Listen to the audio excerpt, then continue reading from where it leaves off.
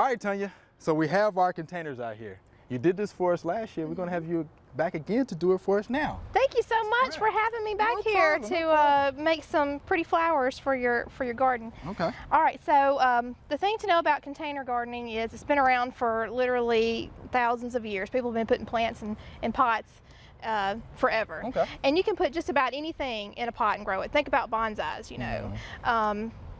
But vegetables, herbs, flowers, and today we're going to plant some flowers for you. All right. Now, when you choose your container, of course, you already have this nice barrel here for us. It's kind of a rustic feel to go in your vegetable garden, but if you're choosing a container for your house, you might want to think about, you know, the style of your house.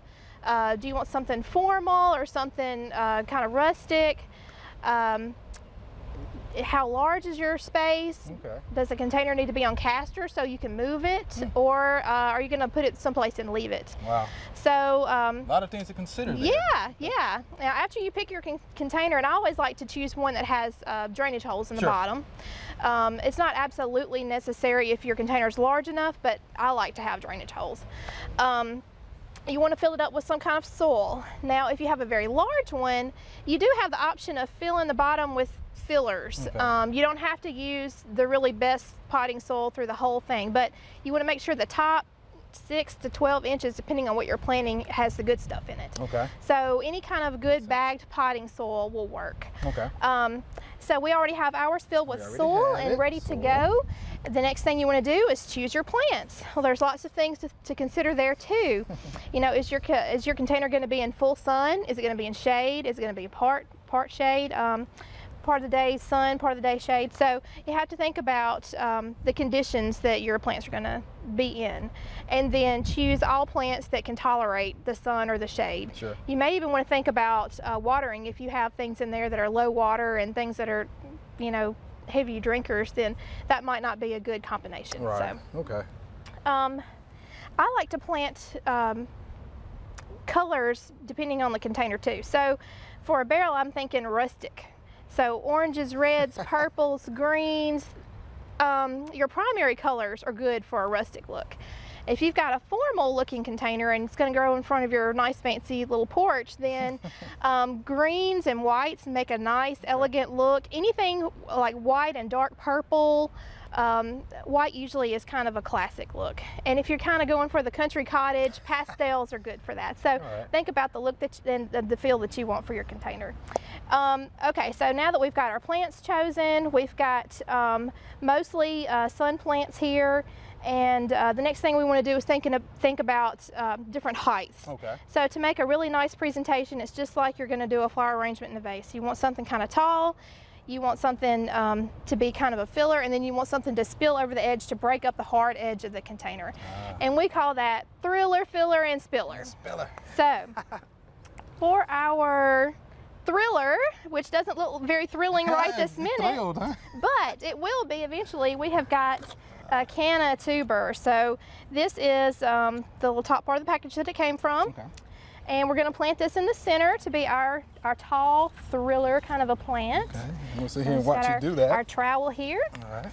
And you can see that this has signs of life, so that's a good thing. It's trying to poke out already. Okay. And because it's like that, I'm not going to plant it really deep. Okay. So we don't have to do anything else with that until plant it. Doesn't have to be That's pretty much teased or anything. Okay. Nope.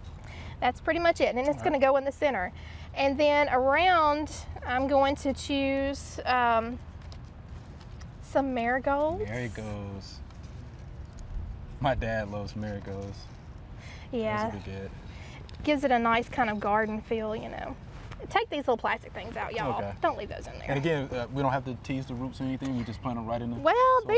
these are pretty loose, so not too much to worry about there. Now, if it was very, very, you know, just nothing but a white mass of roots and like they're growing out the bottom of the plastic container, then yeah, you want to do something extra, but probably not necessary with that.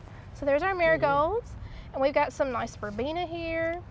Now, when you're at the store choosing your plants, keep an open mind. So don't have in your head, okay, I'm going to go to the store and I'm going to buy this, this, and this, because they may not have what you need. Okay. Exactly. So keep an open mind about what things you could substitute with if they don't have the exact plant that you had your heart set on. It's a pretty good sized fruit ball there. It is. You want to check for nice white roots when you're at the at the store choosing your plants, and this one has a nice root system. I'm gonna put this one kind of in the front. And you know, I'm kind of planting these all the way around. If your container is going against a wall, you can kind of do your tall thing right in the back and everything up in the front, everything else, but this we're gonna see from all sides. Now, do you do this with your containers at home? Mostly? Yes, mostly. It depends on what I'm growing in it. Okay. I grow a lot of herbs at my house, so I don't really do this little formula with those. I have one pot that I really like of my herbs. I grow lavender, and I grow it in a purple pot. So when it blooms, it has the nice purple flowers, and then in that nice purple pot, I really like the look of that. So I usually will do a smaller container than this and grow all of one thing, but then different sizes of containers. So I'll have like, instead of doing the height in one container, I've got 3 containers of different heights that I'm planting all one thing in each one. Does that make sense? It makes sense, it does. So it's kind of a 3-piece arrangement instead of an all-in-one look. Gotcha, okay. All right, so now I'm going to start adding in my things that are gonna spill over the edge. These are spillers. Yes. These are our spillers, and they break up the hard edge of the container. And this is our wave petunias. Nice roots. Now, do we need to pinch, if we have something like that on our plants, we can go ahead and pinch that off? I mean, that's not gonna get any better, so yeah, we'll take care of that. Just pinch it. Now, during the season, during the growing season, you have to keep in mind, your containers are probably gonna dry out a little bit quicker than the stuff planted directly into the ground. So you wanna check on the watering probably every day. Go out and check your containers and see if they need any watering.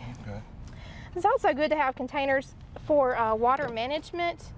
Can usually take less water than if you did a huge bed full of annuals, but you get just as much of an impact with your container when it becomes full in the summer. Also, you want to scout for insect and disease problems during the season, and I'm going to scoop this marigold over a smidgen to make room. Yeah, I would also tell folks to check those pots to make sure they don't have any weeds growing. Oh yeah, that's a good point, Chris. And I'm gonna break this up because it's kind of big, this root ball. And it will not hurt it to, you know, get in there and really mess around with it. It will grow back, all those roots will. So that's kind of how we do our containers. Also, you may want to deadhead your spent blooms during the year, during the season. And it may not look like much when you first get it planted, but with a little bit of sun and water, it won't be long before it's nice and full for you. Right, and this is full sun, so it's definitely gonna get that. All right, well, Tonya, we definitely appreciate that demonstration. Thank you. We can't wait to see what it looks like later on. Me too, me too. Thank you.